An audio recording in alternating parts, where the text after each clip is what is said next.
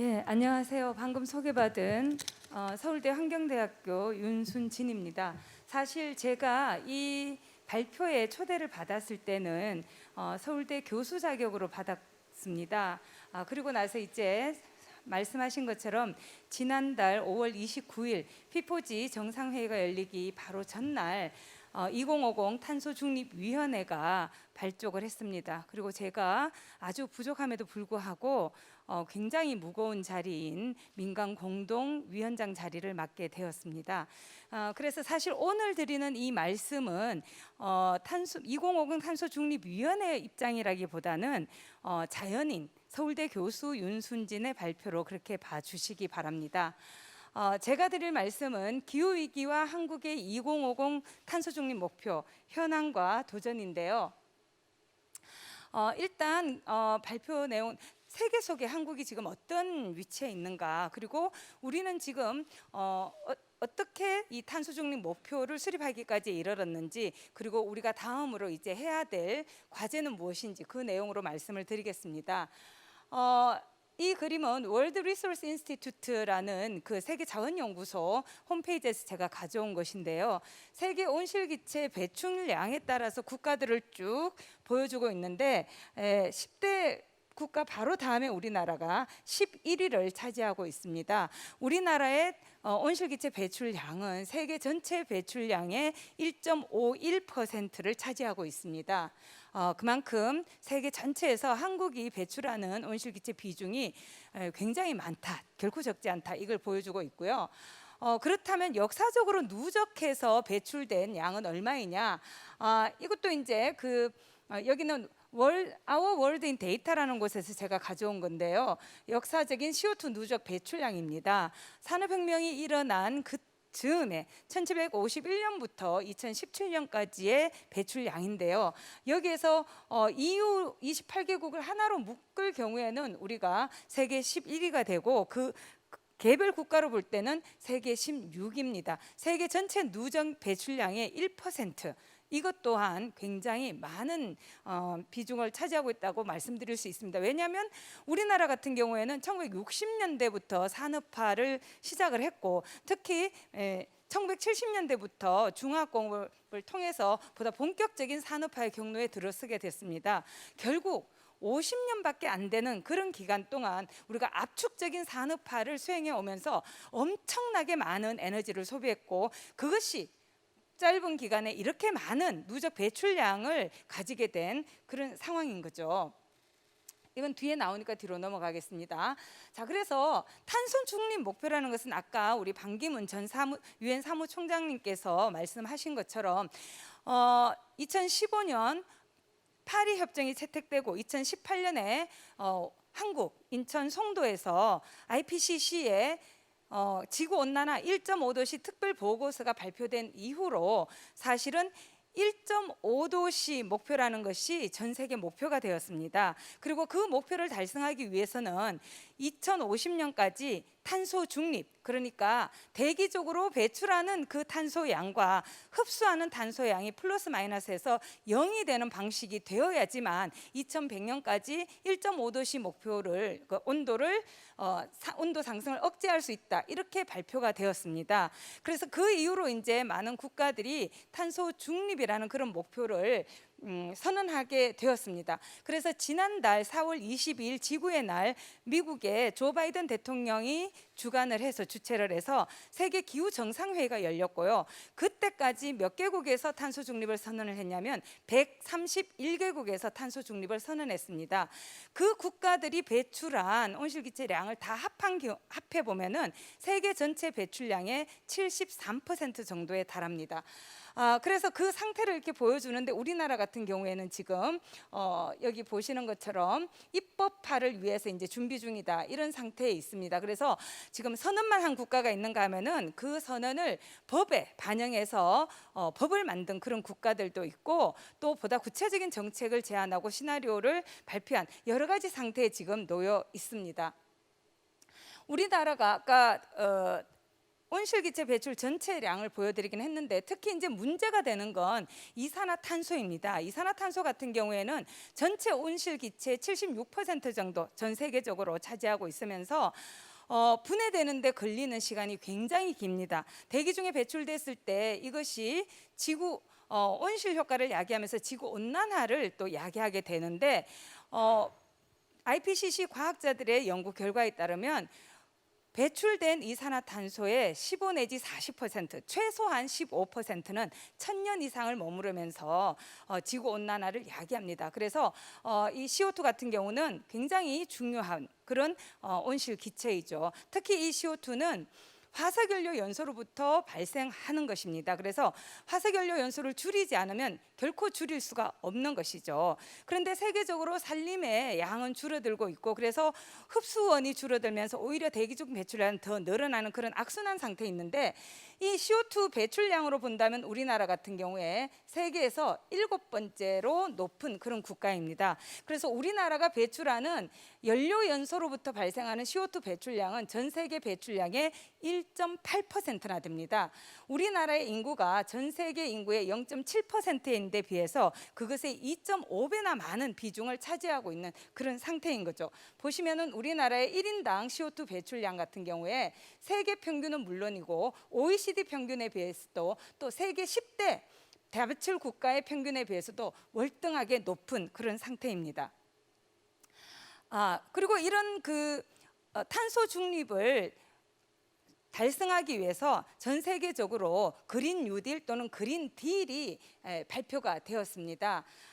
세계적으로 볼 때 이 UNEP에서 글로벌 그린 뉴딜이라는 그런 보고서가 2009년에 나온 이후에 보면은 2015년에 아까 말씀드린 파리 협정이 채택이 돼서 원래 목표는 합의한 지구 온도 상승 억제 목표는 2도씨였고 1.5도씨까지 되도록 노력해보자 이 상태였지만 2018년에 지구 온난화 1.5도씨 특별 보고서가 나오면서 1.5도가 보다 확실한 목표가 되었고 그 이후로 미국 하원의 그린 뉴딜 결의안이 있었고 또 한국에서도 경제인문사회연구회라고 26개 국책기관의 모임이 있는데 거기에서 전환적 뉴딜이라는 것을 또 연구를 했습니다. 그리고 2019년 12월에는 EU가 그린 딜을 발표하게 되고 또 탄소 중립을 선언하게 됩니다. 그러다가 우리나라 같은 경우도 작년 5월에 한국판 뉴딜에 그린 뉴딜이 포함되고 7월에 한국판 뉴딜 종합 계획이 나왔습니다. 하지만 그때까지만 하더라도 탄소 중립을 지향한다고는 했지만 언제까지 이 목표를 달성할지 목표 연도에 대해서는 발표가 없어서 시민사회로부터 비판이 있기도 했습니다. 그러다가 우리나라 같은 경우도 지금 보시면은 사실 2019년에 사실 2020년 말까지 LEDS라 그래서 장기 저탄소 발전 전략이라는 게 있습니다. 2050년까지 어떻게 온실기체 배출량을 줄이면서 경제 활동을 해나갈 것인가 그것에 대해서 유엔 기후 협약에 제출하도록 되어 있었는데요. 이걸 이제 우리나라는 그 전해부터 준비를 쭉 해왔습니다. 이런 과정 속에서 기초지자체의 탄소 중립 선언도 있었고 또 광역지자체 탄소 중립 선언이 있었고 그 이후에 또 국회에서 기후위기 비상대응 촉구 결의안이 의결이 되기도 했고 그 이후 10월 28일에 문재인 대통령께서 2050 탄소 중립 목표를 선언을 했습니다. 그리고 쭉 와서 아까 말씀드린 것처럼 지난 5월 29일에 이 탄소 중립을 추진할 최상위 컨트롤 타워로서 2050 탄소 중립 위원회가 출범을 하기에 이르렀습니다. 우리나라는 지금 보시는 것처럼 1990년이 사실은 유엔 기후 협약에서 기준 연도로 계속 사용돼 왔었는데요. 그 이후로 우리나라는 지속적으로 온실기체 배출이 늘어났습니다. 여기에는 근데 공식적으로 표현이 안 돼서 제가 담지는 못했지만 뒤에 조금 나옵니다만 2019년과 2020년은 다행히 이 상승 추세가 꺾이는 방향으로 나타나기는 했습니다. 우리나라 같은 경우에는 다른 국가들에 비해서 배출량 증가가 굉장히 높은 상태입니다. 우리보다 높은 배출량을 보였던 국가들은 개발도상국이 대부분이고요. OECD 국가들 가운데 우리처럼 이렇게 빠르게 배출량이 늘어난 국가는 없는 상태입니다. 우리 같은 경우는 에너지 부문에서 배출되는 온실기체 배출량이 9%로 굉장히 많고요. 그 가운데서도 전환 부문, 발전과 열 부문이 굉장히 많은 비중을 차지하고 있는 상태이고 전체 온실 기체 중에서는 CO2가 90%가 넘습니다. 우리나라가 2015년에 2030년 국가 감축 목표를 선언을 했습니다. 그리고 유엔에 제출을 했었는데 그 당시에는 2030년까지 배출 전망치에 비해서 37%를 줄이겠다 이렇게 되었지만 2019년에 문재인 정부 들어선 이후에 그것을 절대량 목표로 바꾸게 됩니다. 그래서 2030년까지 우리가 2017년에 비해서 24.4%를 줄이고 각 부문별로 이 양을 줄이겠다 이렇게 선언을 해놓은 상태이죠. 그런데 이러한 배출 감축 목표는 세계적으로 어떻게 평가를 받고 있냐면 너무 매우 불충분하다. 만약에 한국처럼 그 정도의 목표를 설정하게 되면은 지구 온도가 3 내지 4도씨 오를 거다. 그래서 좀 더 강력한 목표를 세울 걸 요구받고 있는 상태입니다. 그런데 우리나라는 이런 2030년 목표 감축 목표 이전에 2020년 목표를 2009년에 이미 발표를 한 차례 했었습니다. 그리고 그때 당시에 배출 전망치 대비 30%를 줄이겠다 그랬는데 배출 전망치는 이렇게 녹색 선으로 아마 갈 것 같지만 2020년까지 이렇게 파란 선으로 감축을 줄여가야 된다. 이렇게 줄여가겠다고 발표를 했습니다. 근데 실제는 어떻게 됐느냐? 여기 빨간 선인데요. 심지어 2010년에서 12년, 13년 이때까지는 배출 전망치보다도 오히려 높게 배출이 됐었고 그 이후 전망치보다는 낮았지만 이 경로를 따라가지 못하고 배출 전망치 경로를 따라가다가 2018년부터 약간 감소하는, 그래서 정점이 2018년이 되도록 해야 되는 게 우리의 굉장히 중요한 과제입니다. 최근에 잠정적으로 발표된 데 따르면 2020년 배출은 2019년에 비해서 7.3% 낮아진 상태여서 조금 더 이게 수그러졌습니다. 그래서 6억 4,830만 톤 정도로 줄어든 상태인데 그래도 여전히 우리가 줄이기로 약속했던 20년 목표가 여기 보시는 것처럼 5억 톤이 조금 넘었는데 그것보다 훨씬 높은 상태입니다. 그리고 이러한 목표를 달성하기 위해서 문재인 정부에서는 탈원전 로드맵, 그다음에 재생에너지 3020, 제3차 에너지 기본계획, 제9차 전력수급 기본계획을 통해서 이런 우리나라에서 에너지 부문이 가장 핵심적이기 때문에 그 에너지 부문을 어떻게 전환시킬 것인가에 대한 고민을 이런 여러 가지 정책과 계획에 담았습니다.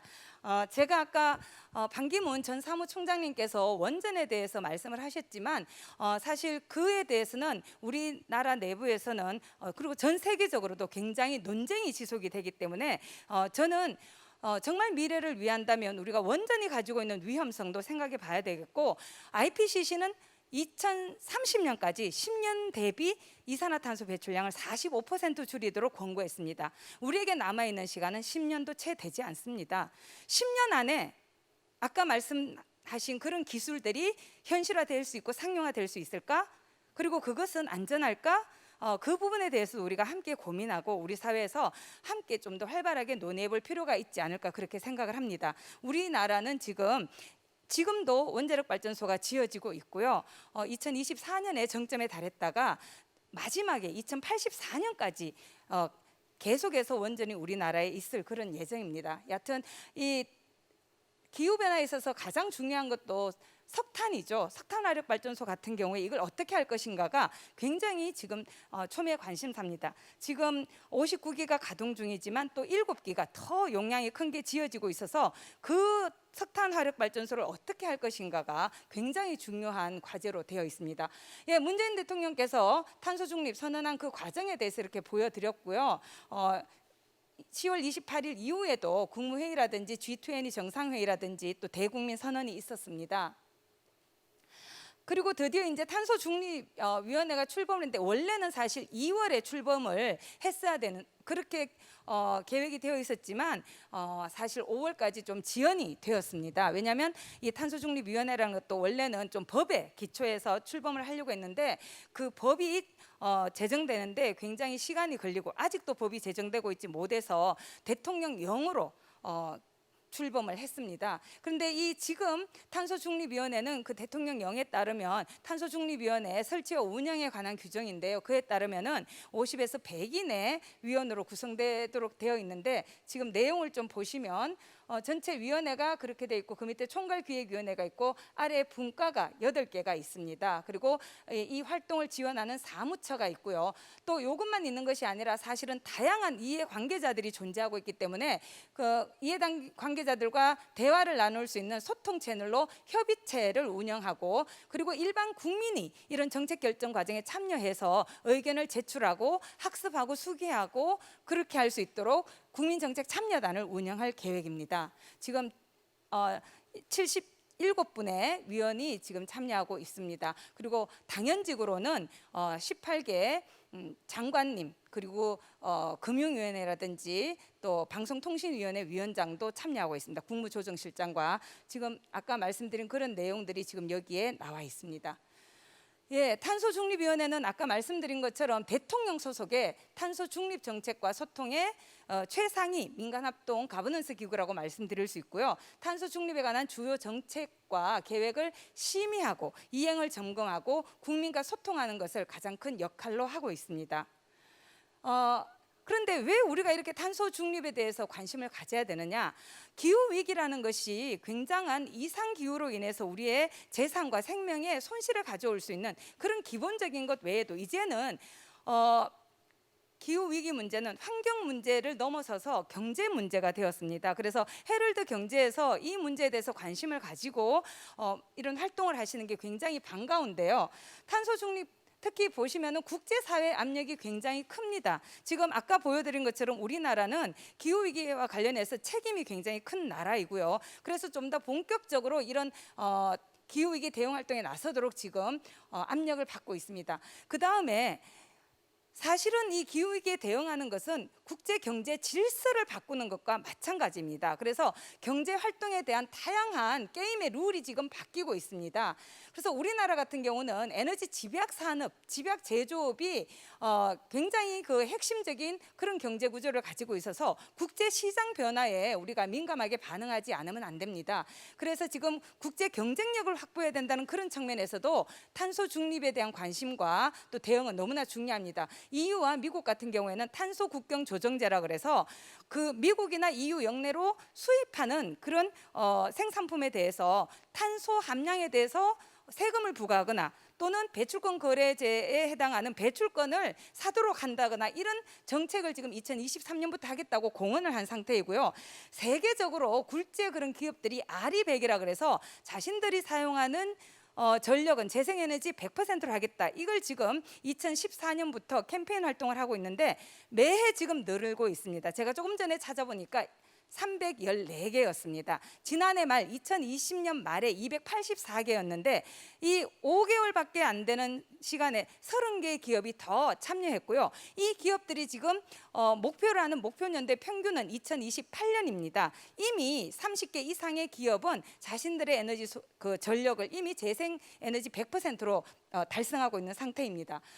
지금 보시면 또 국내에서도 시민사회로부터 압력도 있고요. 또 기후위기에 대응하기 위한 에너지 전환은 이렇게 우울한 측면만 있는 것이 아니라 아까 기회라는 말이 나온 것처럼 우리가 제대로 활용하면 새로운 성장 동력이 될 수도 있고 젊은이들에게 특히 일자리를 제공해 줄 수 있는 일자리의 보고가 될 수도 있습니다. 이것은 우리나라의 수출 의존도와 제조업 비중인데요. 그만큼 국제적인 경제 질서의 변화에 우리가 제대로 대응하지 않으면 그것은 경제적 파국을 가져올 수도 있고 이것에 제대로 대응하면 새로운 경제적 기회가 될 수도 있다. 이걸 의미합니다.